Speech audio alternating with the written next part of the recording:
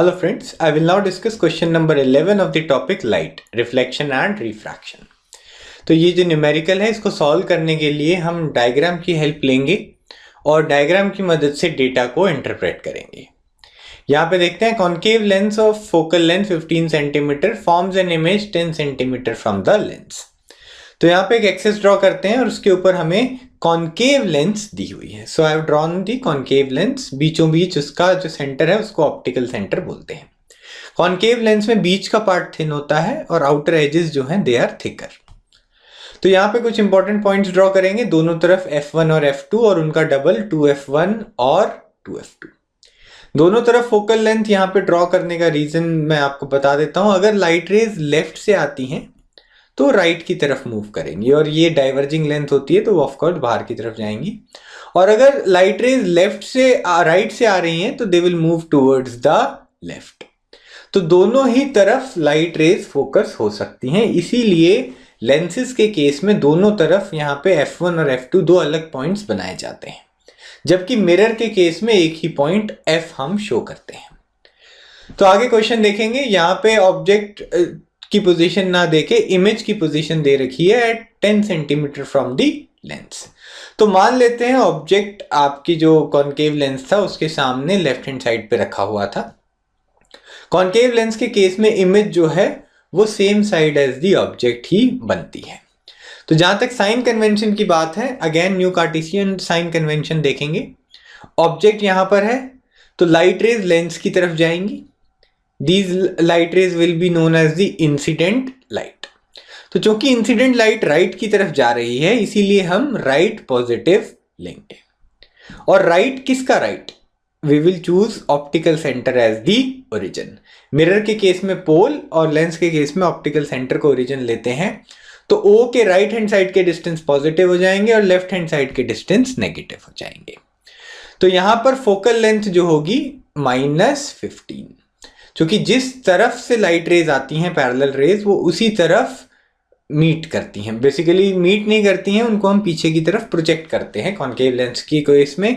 ये आप बुक में डायग्राम्स चेक कर सकते हैं। तो कॉन्केव लेंस की फोकल लेंथ हम नेगेटिव लेते हैं, F is equal to -15 centimetre. तो अगर ऑब्जेक्ट जो है कॉन्केव लेंस के सामने रखेंगे तो इमेज सेम साइड बनेगी बिटवीन O एंड F1। ठीक है, O और F1 के बीच में इमेज बनती है and it is virtual, erect and diminished.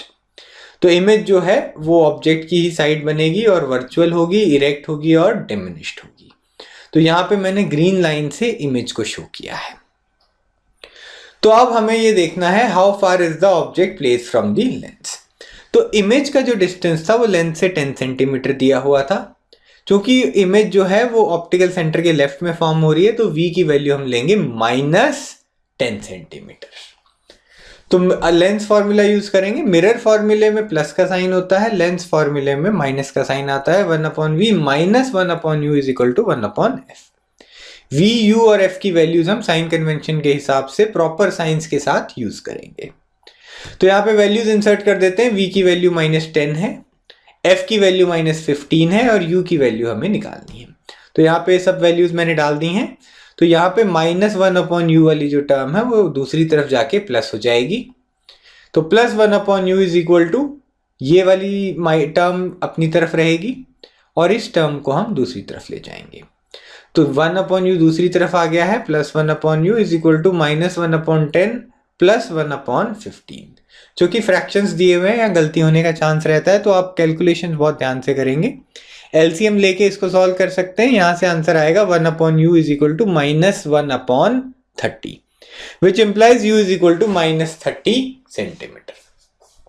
तो इमेज की डिस्टेंस -10 था, object was placed at a distance of -30 centimetre. Minus का मतलब ऑप्टिकल सेंटर के लेफ्ट की तरफ।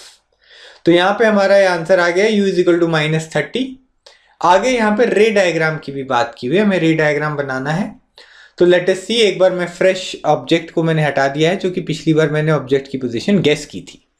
अब मैं ऑब्जेक्ट और इमेज दोनों की पोजीशंस निकाल चुका हूं। तो फोकल लेंथ थी 15 सेंटीमीटर, यानी कि ये जो पॉइंट है F1 इसका कोऑर्डिनेट था -15। तो उसका डबल 2F1 हो जाएगा -30 और ऑब्जेक्ट की पोजीशन भी -30 है। तो ऑब्जेक्ट को मैंने 2f1 के ऊपर प्लेस किया। अब यहां से लाइट रेज देखेंगे। एक लाइट रे मैंने एक्सिस के पैरेलल रखी है जो कि डाइवर्ज हो जाएगी, और पैरेलल रेज जो है they effectively pass through the focus. तो इस रे को अगर आप पीछे की तरफ प्रोजेक्ट करेंगे डॉटेड लाइन, तो ये f1 से पास करेगी। दूसरी रे ले ली मैंने ऑप्टिकल सेंटर के through, which will pass through undeviated. तो हमें कम से कम 2 रेज लेनी होती हैं ताकि हम उनका इंटरसेक्शन देख सकें। आप देख रहे हैं ये दोनों रेज जो हैं इनके बीच का गैप बढ़ता जा रहा है। These rays are diverging away from each other. तो इस केस में रियल इमेज नहीं बनेगी, हमें इन रेज को पीछे की तरफ प्रोजेक्ट करना पड़ेगा। तो ये वाली रे को मैं पीछे की तरफ प्रोजेक्ट कर रहा हूं, ये दोनों रेज इस पॉइंट पे मीट कर रही हैं, यानी कि this is the location of the virtual image. तो एरो से जैसे ऑब्जेक्ट था इसी तरह मैंने इमेज बना दी है a डैश b डैश। आप देख सकते हैं इमेज जो बनी है वो o और f1 के बीच में है। The image is erect and the image is smaller as compared to the size of the object। तो ये हमने डायग्राम भी बना लिया है एंड हमने ऑब्जेक्ट की पोजीशन भी ढूंढ ली है -30 centimetre. So this is the required discussion. If you found this video useful, do like it and share it with your friends. Please do not forget to subscribe to our channel. Thank you so much for watching.